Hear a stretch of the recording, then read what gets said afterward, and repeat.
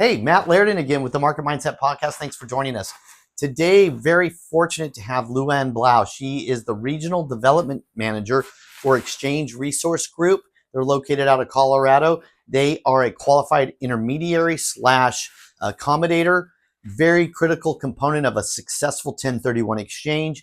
If you're in the real estate business, a 1031 exchange is basically a transaction based on Internal Revenue Code 1031, which allows real estate investors to sell a highly appreciated piece of real estate and defer the capital gains tax. So 100% of the proceeds and sale price can go into a new property.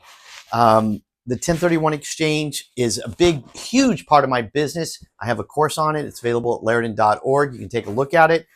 The average transaction in a 1031 exchange nationwide is about $750,000, a great source of business. We're going to talk to LuAnn about the intricacies of a 1031 exchange, what it takes to have a successful 1031 exchange, and how real estate agents and real estate professionals, whether you're a wholesaler, a real estate agent, real estate broker owner, real estate team leader, can use 1031 exchanges as an additional revenue source for their business. So today, again, hope you can enjoy the knowledge and expertise that LuAnn brings to the podcast. Thank you. Hey, I'm just super excited to introduce LuAnn Blough.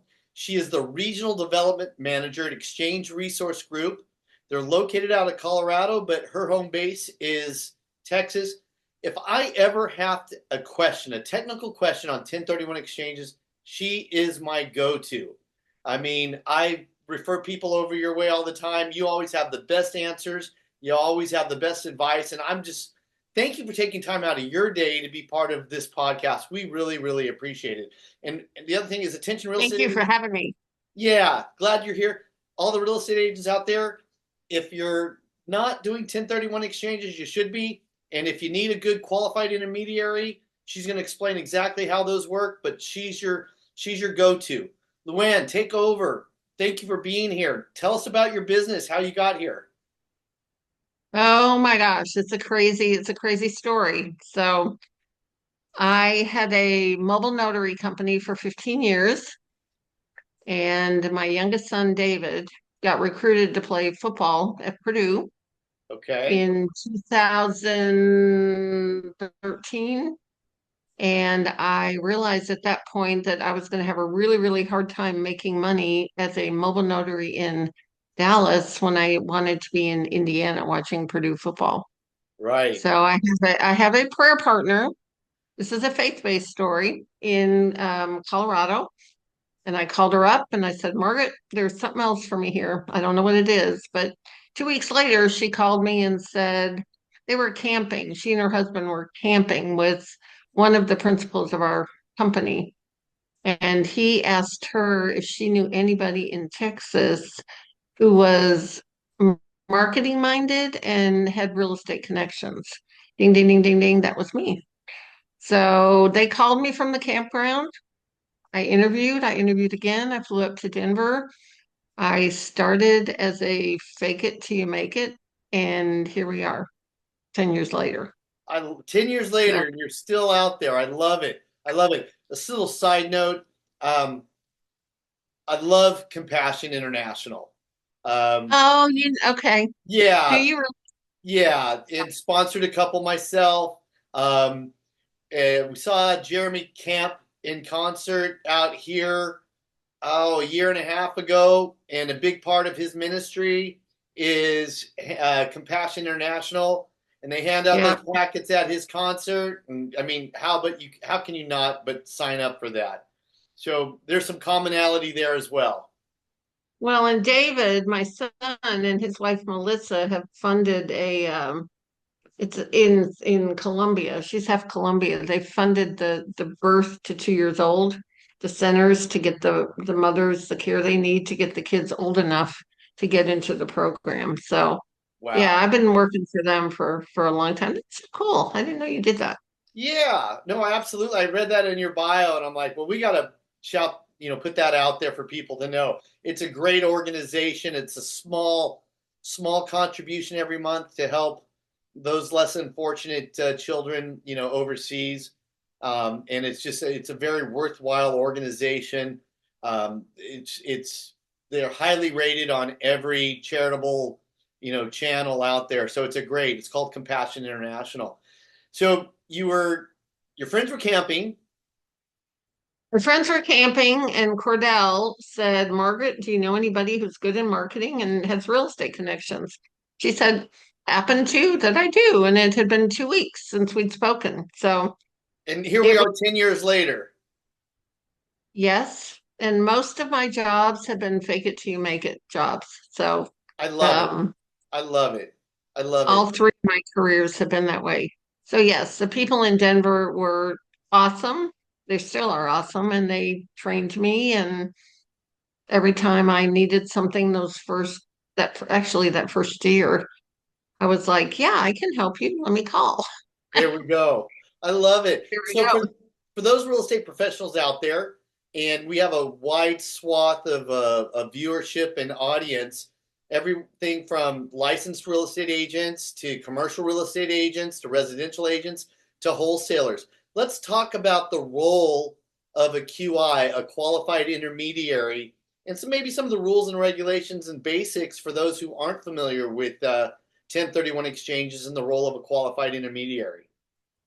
There are 7 rules for the exchange, and you want to do an exchange because you want to defer your capital gains tax and you want to defer your depreciation recapture. Right. And sometimes people don't think about the depreciation recapture.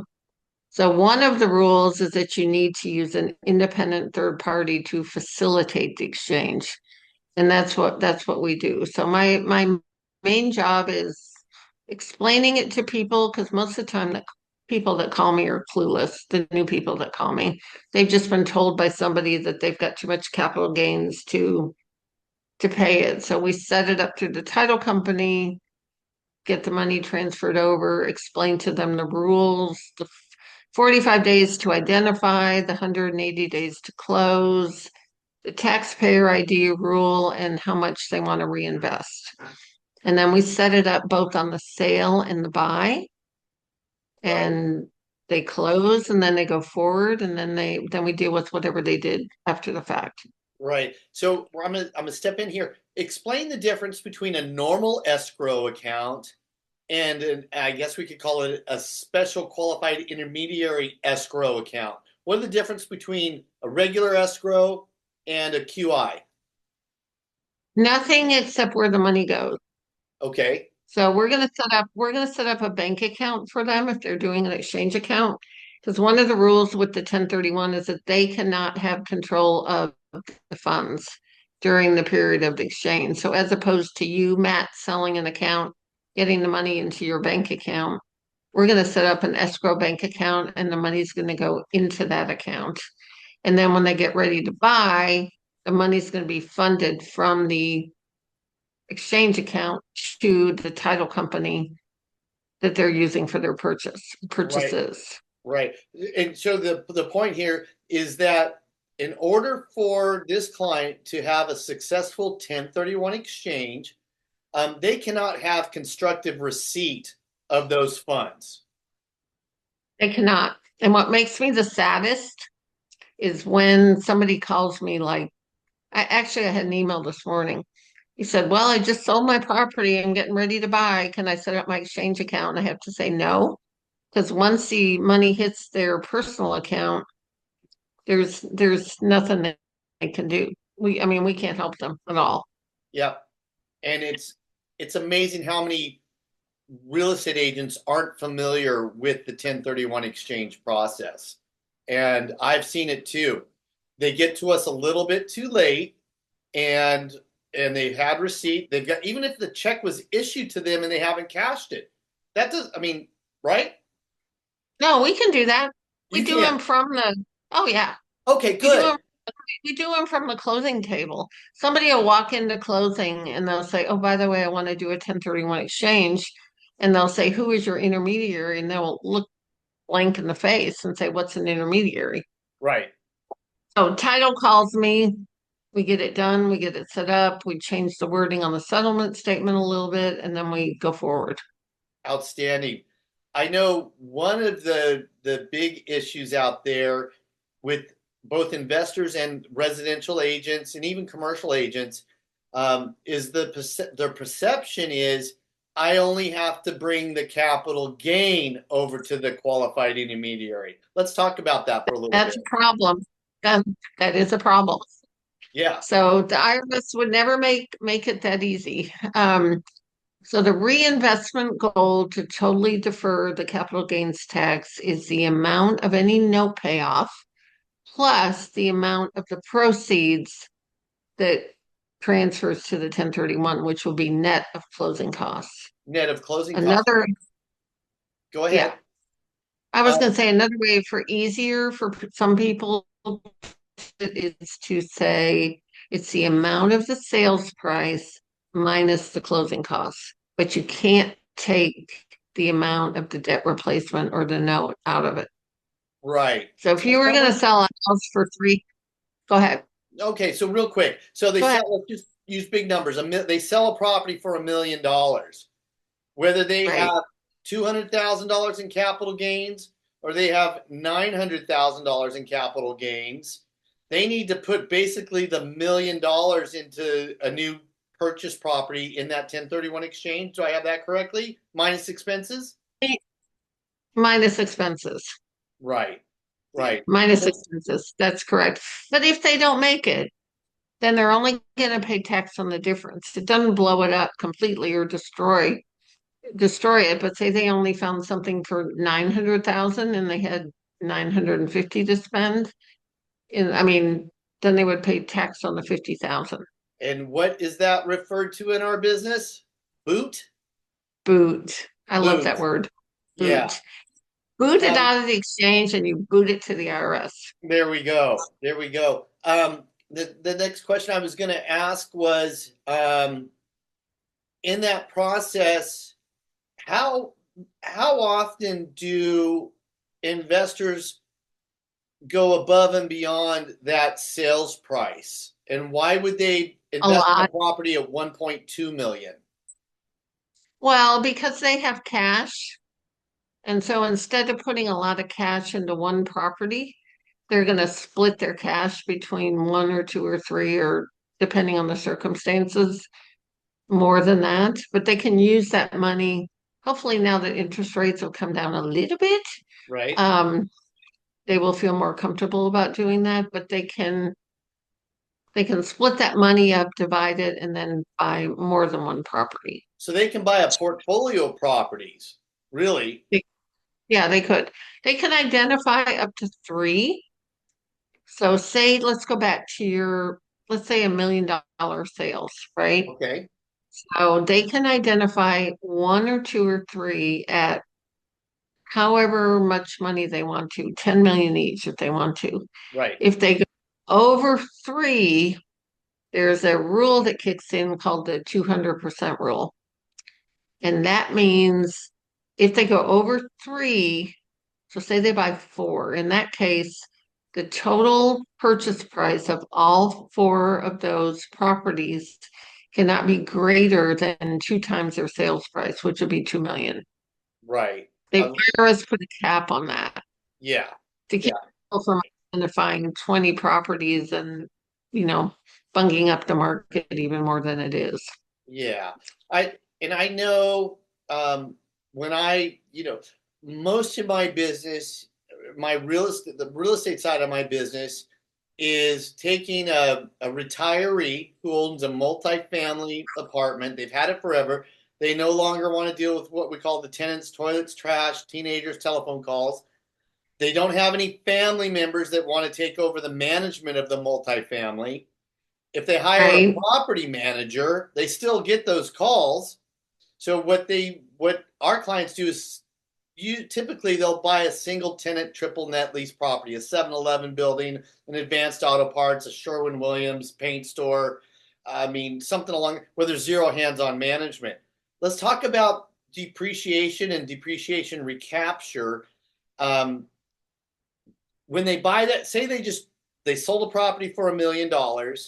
And I know the answer, but for our listeners, they sell a property for $1 million, they net $950,000, and they buy another property for $950,000. That new property, they're still they can't go and start a new depreciation schedule on that new property for 950. Is that correct? Not a brand new one. It depends on how long they've owned the old one. So if they've owned it for 10 years and it starts again at 11 years or whatever, Right, right. it doesn't start over, is what I guess is get what I'm saying. And the cost basis on that property, whatever that is, transferred forward. We're getting kind of in the weeds here, technical, but so say that $1 million property, the cost basis was 200,000. So you know the formula for calculating that, right? Yes. Original purchase price plus capital improvements minus depreciation. That's the cost basis. That cost basis transferred forward into the new property. So if they sold for 1 million, say their reinvestment goal was 950. Whatever they bought over the 950 would be added to that original cost basis. So that cost basis transfers forward into that. And Yeah. that gets really beyond my pay grade when are talking about. I get people calling me say, "Yeah, I bought 3 properties. What is my cost basis now?" And I say call your CPA. I see you. I follow you on Facebook. I watch every one of your comments. And what I love about how you handle your business is you say, talk to your CPA. I'm not a tax advisor.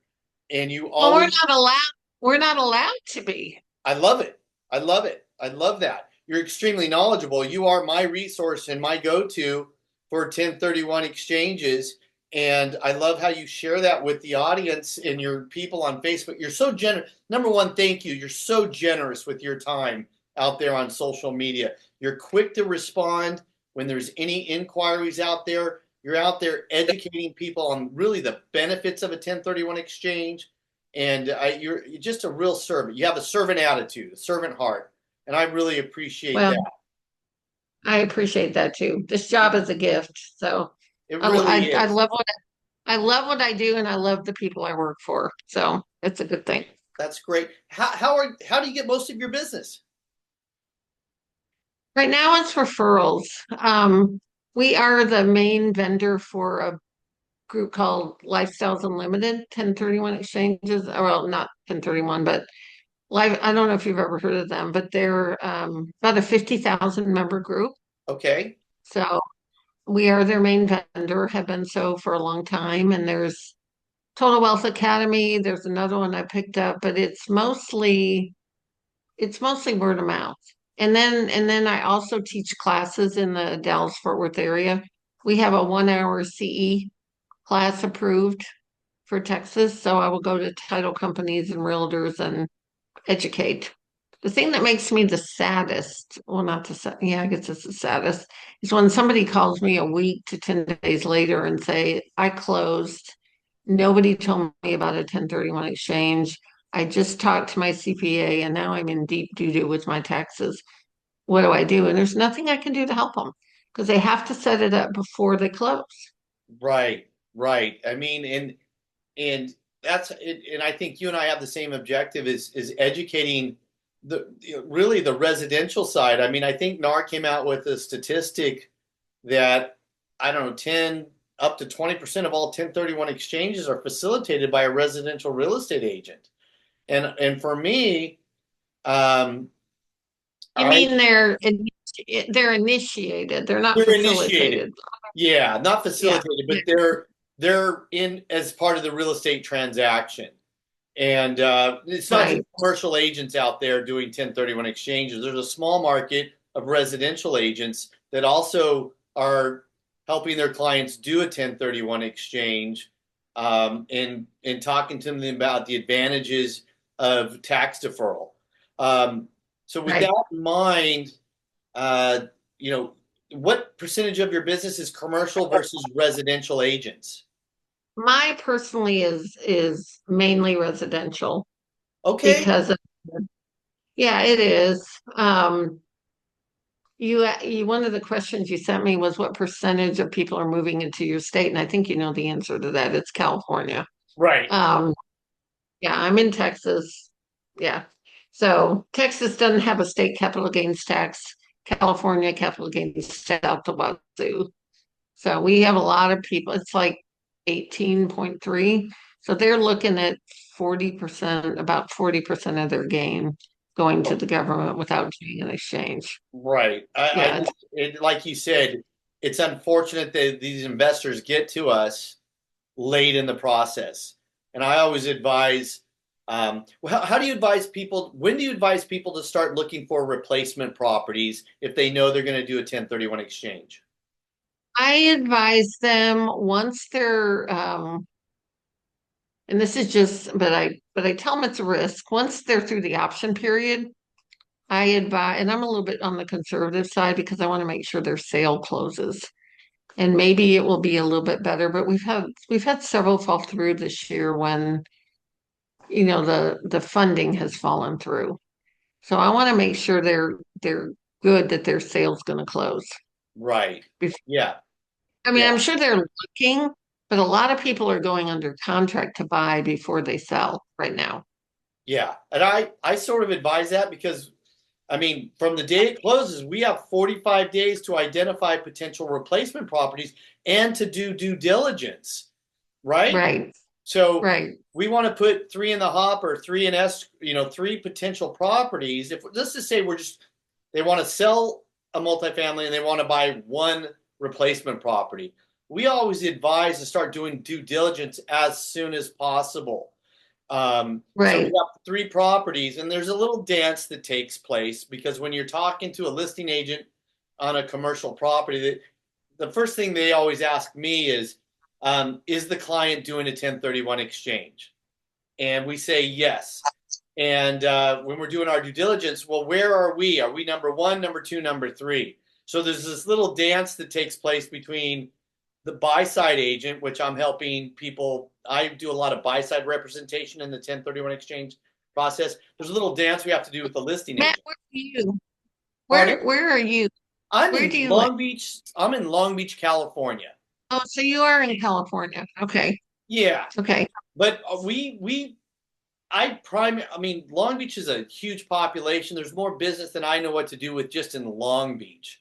But we typically, if and our niche again is transitioning retirees who don't want all the hands-on management responsibilities, and we transition them into a 7-Eleven building or an advanced auto parts building or a Sherwin-Williams Right, paint store where they have right, zero or minimal hands-on responsibility, but we're finding higher cap rates in the Midwest. And the credit quality for a 7-Eleven in Long Beach, California is the same as a 7-Eleven building in Dallas, Texas, or Phoenix, Arizona, or Tuscaloosa, Alabama. The credit quality is still there, but the cap rates are a little bit higher outside of California. So that's what we typically are doing. So we'll do buy side representation. We like buildings in the Midwest. A lot of our clients and a lot of residential agents out there and a lot of investors think they have to buy the franchise. No, we're just buying the building, and 7-Eleven is our tenant.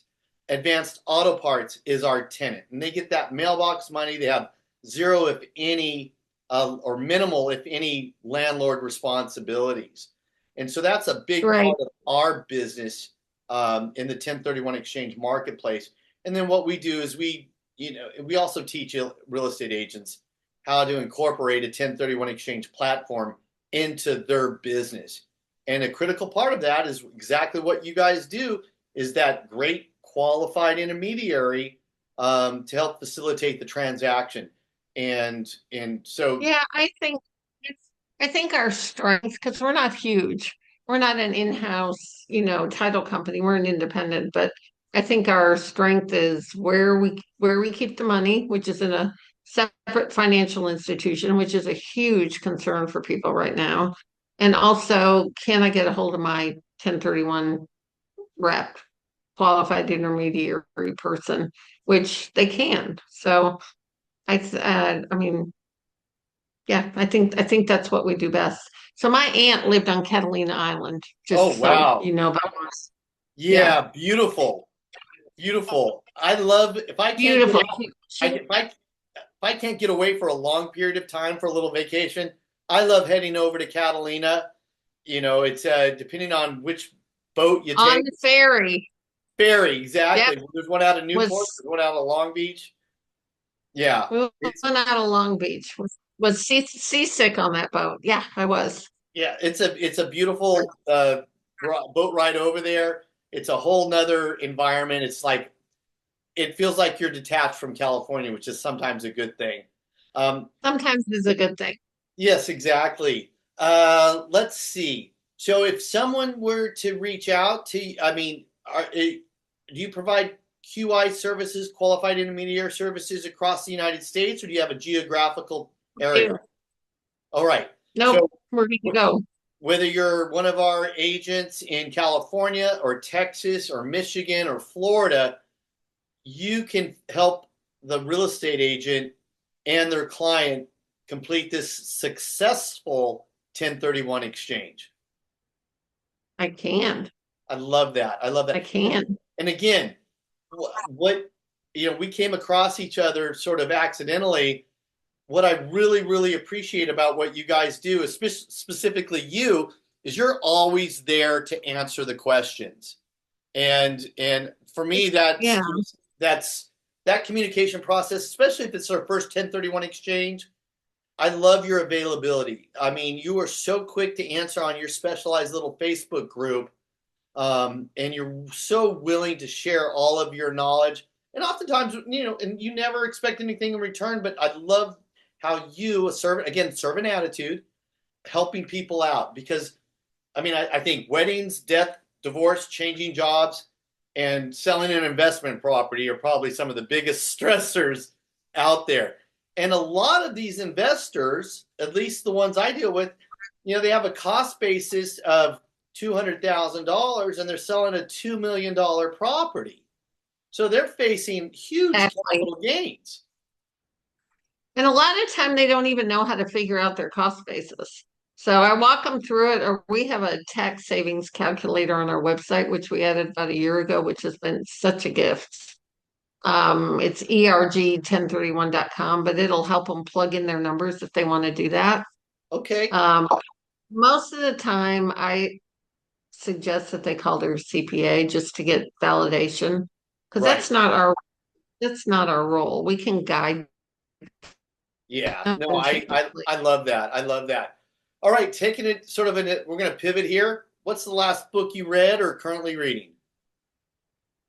Well, I'm waiting on one. There is a series of books called the Bragdon Classics, Okay. and Ginny Dye is the author, and I'm waiting for one to appear on my doorstep. It's volume 21. It's about a story of a woman back in the Civil War, Okay. going all the way through. And then the other one I'm reading, I don't know if you've ever heard of Lee Strobel, but I met him last week, and he is, yeah, so he's written, I met him last week. He's written a new book called Is God Real?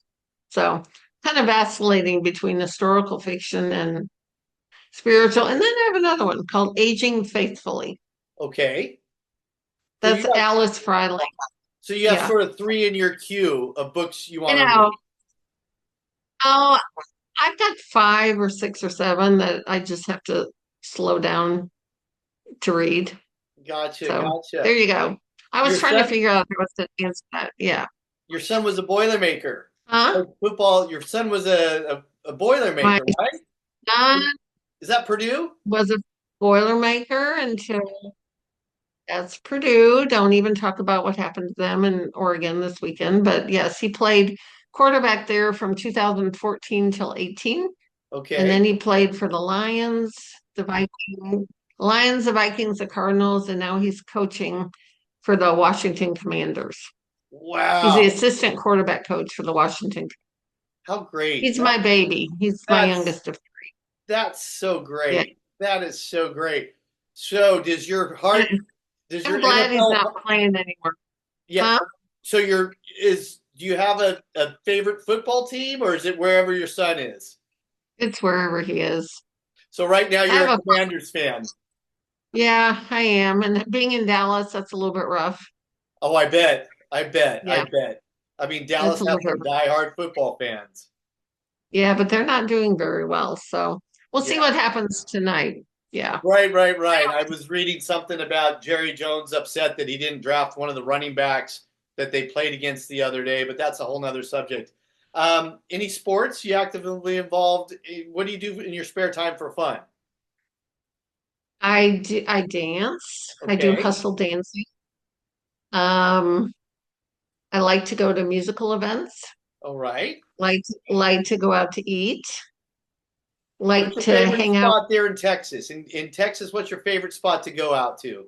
Probably McGuire's. Okay. And what kind That's of that's restaurant a is that? it's seafood. Okay. And yeah, it's a great. We liked Lowry's, but Lowry's went out of business, so Yeah. that was prime rib. So probably McGuire's. Real good. Um, You're an active reader.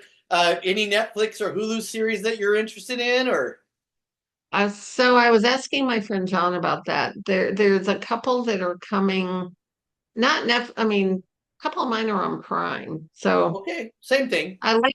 I lived in England for a year and a half, so I have an affinity for England. So Called a Midwife and all creatures great and small. That's James Harriet. But the one that's coming back next month in Netflix is called Night Desk, Okay. and we also like The Lincoln Lawyer, and those are Oh, both coming. You yes, like Lincoln Lawyer? Oh yes. my God! Yes, I really do. I remember. I think Matthew McConaughey played it. Maybe I. In the film, Yes. yes, he did. Yeah. Yeah, So he did. we're gonna wrap it up here. What advice do you have for real estate agents on the residential side regarding 1031 exchanges? Because that's a big part of our audience. What do you want to leave them? What should their takeaway be regarding 1031 exchanges? Their takeaway should be anybody that has an investment property ought to look at a 1031 exchange, um, just to see if it makes sense. I don't tell people to do it if I don't think it makes sense to them, but I am happy to walk them or walk their clients through anything because they don't want anybody coming back on the flip side and saying, "Why didn't you tell me about the 1031 exchange?"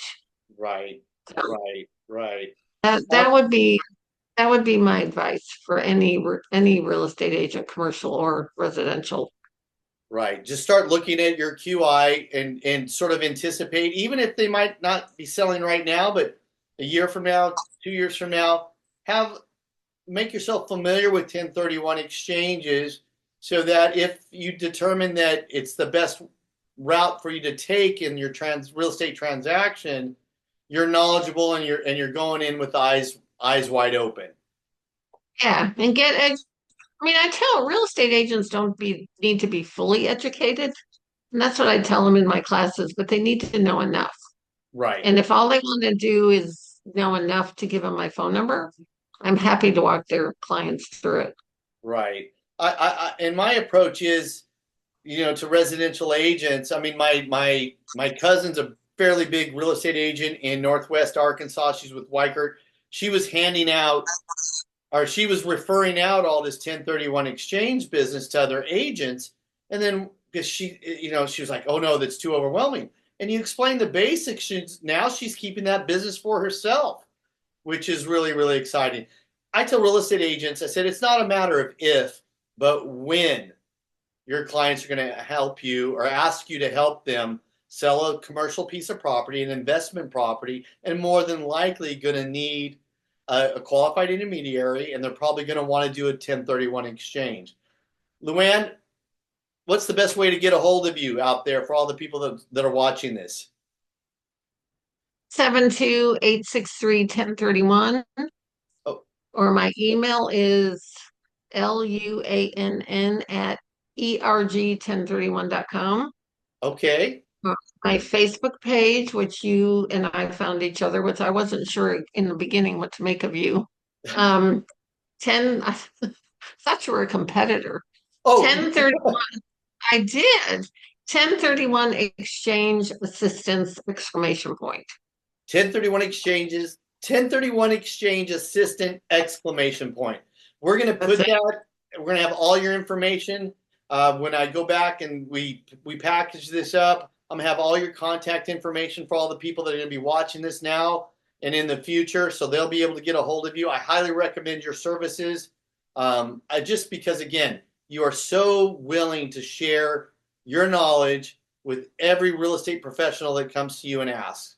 So I just want to say thank you. Go ahead. And the other thing, I just want to say thank you for taking time out of your schedule today to share your knowledge about 1031 exchanges and a little bit of your personal biography as well. We really appreciate it.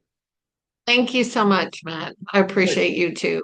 And I will be sending clients your way because, again, you got that servant attitude. You're so free with information. You're just an all around good person. And people like to do business with people they like and people they trust. And you check both of those boxes.